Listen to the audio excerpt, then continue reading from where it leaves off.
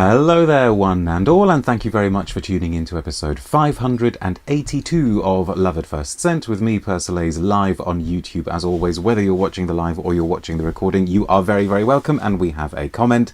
It's Alex. Hi, Alex, who says, hello, everyone. It's good to have a scented Sunday again. My scent of the day is Odalisque by Patricia de Nicolai. We've had a bit of a Nicolai binge here on the channel lately. There won't be any Nicolai perfumes today. Okay, for the benefit of those of you watching live, the plan for today is to do 3 back-to-back videos. So we're going to talk about the latest Diptyque here, then we'll come back with an intriguing new series from a brand that has actually been doing perfumes for several decades but has been a little bit under the radar, and then we will finish off with something that I'm pretty sure we've never done before on this channel, so try to stay tuned. Lots of people tuning in now. Dushan is saying hi, hello. Shan is here as well, hello. I'm going to start needing reading glasses soon, seriously. Cindy says hi from Belgium, you're very, very welcome. James says hello, Mr. P, glad to catch you live again. Dave NYC is here too, so is Yvette, saying hello from Sin City, everyone. Off to airport soon, but will watch as long as I can. Ooh, safe journeys.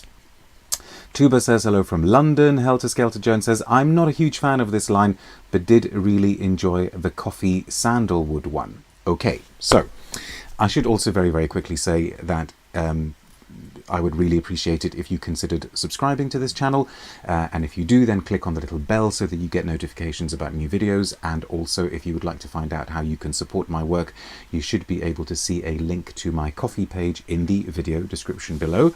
You will also find a link to my Substack, and brand new on the Substack, my review of the limited edition of Shalimar that Guerlain have done to mark Shalimar's 100th anniversary. They're calling it Shalimar L'Essence, and if you would like to find out what I think of it, you'll need to head over to the Substack. Okay, so this is new from Diptyque.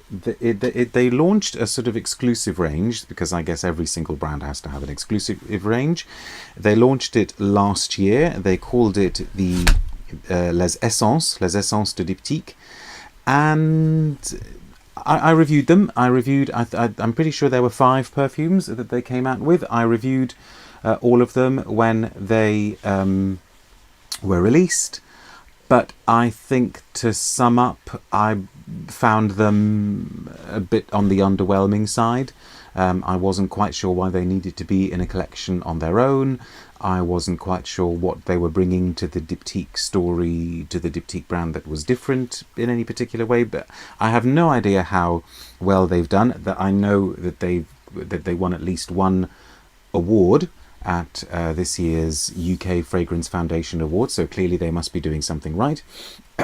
Anyway, the brand feels that this particular range is worth investing in because they have come out with a new one.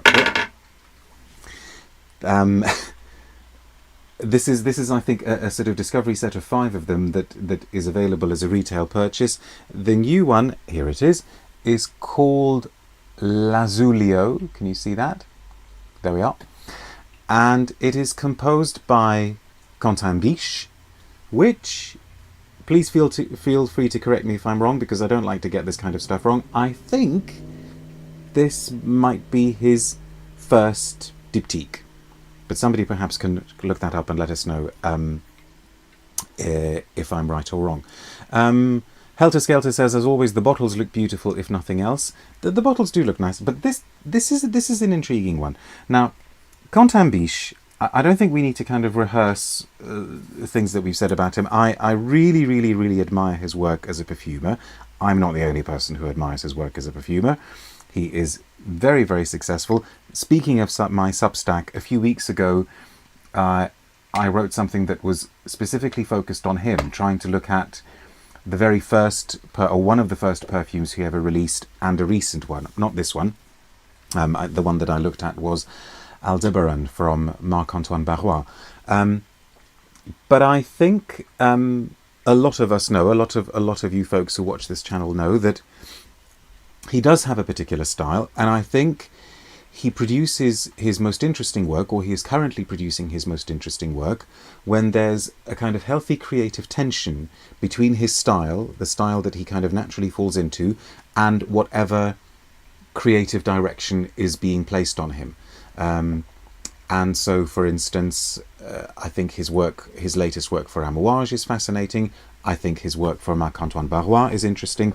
When he's allowed to do his own thing a bit more, and this is obviously pure conjecture on my part because I don't know to what extent he's allowed to do his own thing, but when he's making releases for brands that maybe don't have as clear-sighted a kind of creative vision as Amouage, Marc-Antoine Barrois, to some extent maybe Crivelli, then it feels as though he goes into a little bit of autopilot mode.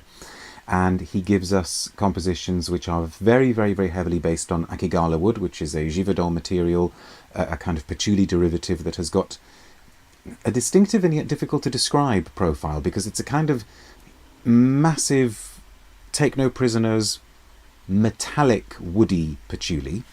An intriguing material. So I did, when I found out that this was by Quentin Bisch, I thought, oh, so what are we going to get? Kyle says this is his first for Diptyque.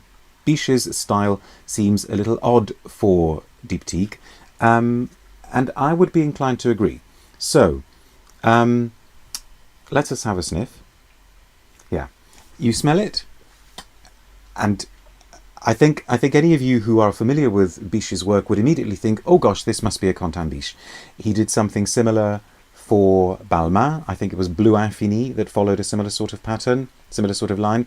His Le Sel d'Issey for Issey Miyake, which is an interesting release, not least because it's a mainstream release, also kind of went into that same mould.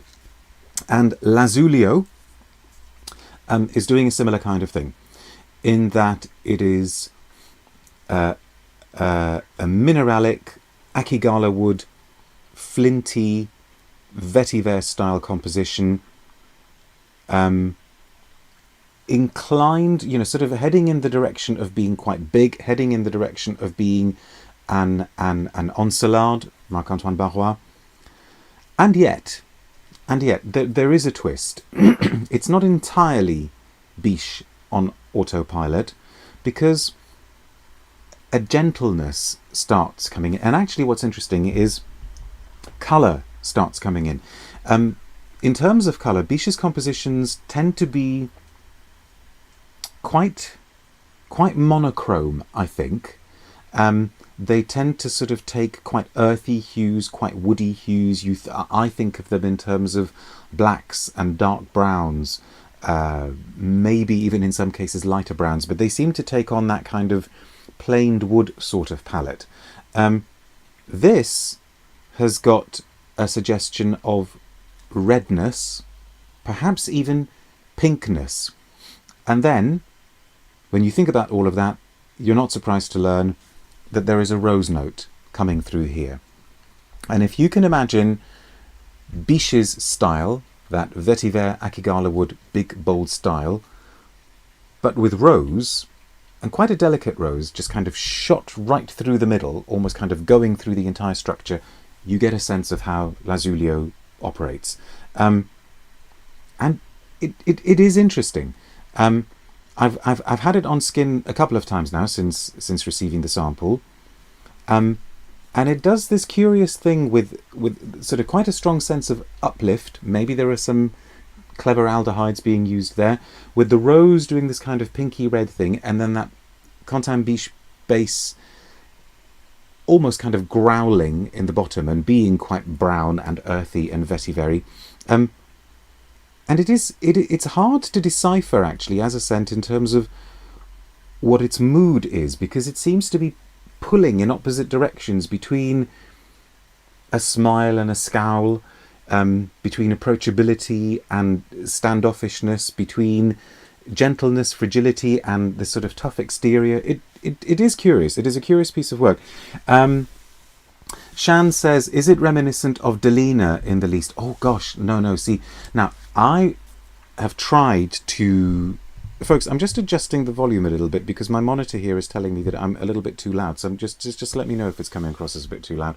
I have tried to reduce the time I spend in the vicinity of Delina to the absolute minimum that I can. I remember Delina being kind of quite a sickly rose and just really, really overpowering and cloying and lacking in elegance. That's the sort of Delina trauma that my senses carry with me. This isn't like that at all. The rose here is gentle. There is no other word for it. You can sort of see the delicacy of the petals. The petals are quite light and translucent and paper thin and almost transparent. And at the bottom, there's all that Quentin Bisch stuff. And in that sense, it is fascinating. The tiniest little brief blurb. Shan says, is it reminiscent of Delina? Because that would make me cry. I'm so fed up of the many iterations of Delina. I don't think so, but if you get a chance to smell it, Shan, then please let me know. Syra says, Bisch, before his Akigala Wood signature trend, did a marvellous green musky perfume for YSL, Le Vestiaire Grain de Poudre. See, that's another range that I need to familiarise myself with, the whole Vestiaire collection. Anyway, Lazulio, uncovering a new natural treasure, say Diptyque. In September 2025, Diptyque will enrich its Les Essences collection with Lazulio, a unique, you need to be careful when you use the word unique, but I guess brands have got to use unique. A unique new perfume by Quentin Bisch. The new creation is inspired by the majesty of the peacock feather, and blends tangy, lively rhubarb. Yes, sorry, I meant to say that's the connection as well with... I've even got rhubarb written down in my notes here. That's the connection with the Marc-Antoine Barrois, because the rhubarb note is quite sort of fizzy and laser-like and tart and green at the top. So apologies, I should have said that straight away. Lively rhubarb, the enveloping gentleness of benzoin, the vibrancy of Haitian vetiver, and a delicate touch of rose. Nigel Peake's poetic illustrations decorate the refillable bottle, which is manufactured from recyclable materials and symbolises Diptyque's commitment to an ecologically responsible approach. Lazulio is a refined expression in fragrance of the dialogue between nature and expertise, revealing an olfactory treasure that combines emotion and the imagination. So there we are. That's not the graphic I want to show you. That's the picture I want to show you. That's what they're going with. And so it joins Corail Oscuro, Lunamaris, Bois Corset, Lilifea and Rose Roche. But for some reason the discovery set that they've done contains only 5. Not sure why. Gender Goblin says, got to say, I use his Celle d'Issate scent. The curtains in my bathroom lasts for 3 days at least. Well, that's fine.